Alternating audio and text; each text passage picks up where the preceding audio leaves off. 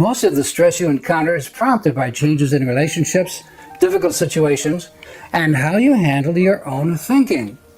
Being mindful of your thinking is critical to altering your emotions and managing your stress. We all have had the experience of reading a novel and being so moved by the fate of one of its characters that we felt love, anger, and perhaps even hate. Sometimes we cried, even though in actuality the individual whose fate so moved us never existed. Reflect on this for a moment. A writer took a blank slate and created a human being so real that viewing words, only words, prompted an emotion. Your brain receives stimuli from only two sources. First, your senses, as in the above example of viewing or reading something, and second, your self-talk. We start with self-talk. Self-talk is often a self-fulfilling prophecy. If you believe that you are not capable of doing something and you fill your mind with the debilitating thoughts, chances are slim that success will follow.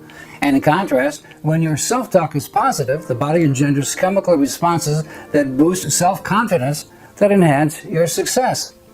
Let's now turn to the subject of external stimuli, their effect on your five senses and how they affect emotions. The prime point I will share is that your emotions need not control you. Stimuli come to you from your five senses: seeing, hearing, smiling, tasting, and touching. We'll look at each in this order. Seeing. You are walking down a commercial street, see a store for children's clothes, and then notice an advertisement in the window that reads, "For sale, infant shoes never used." Do these words prompt an emotion?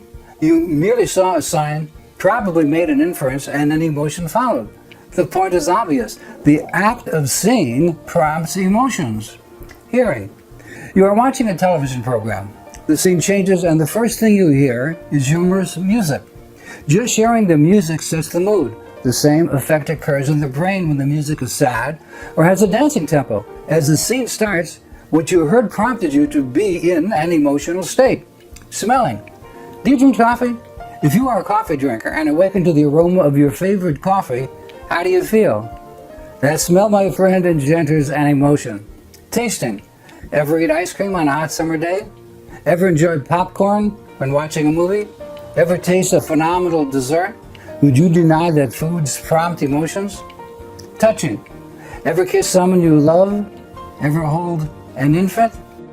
Hold a pet? Ever hold another body close to yours?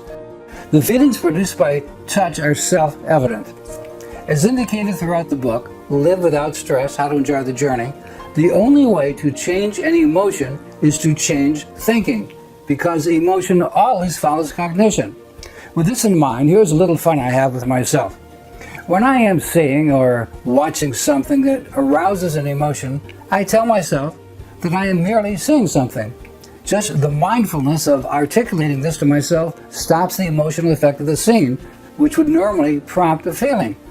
Being mindful of the visuals rather than the messages they convey interrupts the usual emotional effect. Try this yourself.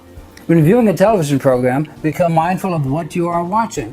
Talk to yourself. Tell yourself that the scene is attempting to influence your emotions. Similarly, when I am listening to music that arouses me, I tell myself that I am merely listening to sounds entering my brain. The same result occurs. The music no longer has the same emotional effect. The same process can occur regarding managing stress. Being mindful of the brain-body connection can reduce your stress.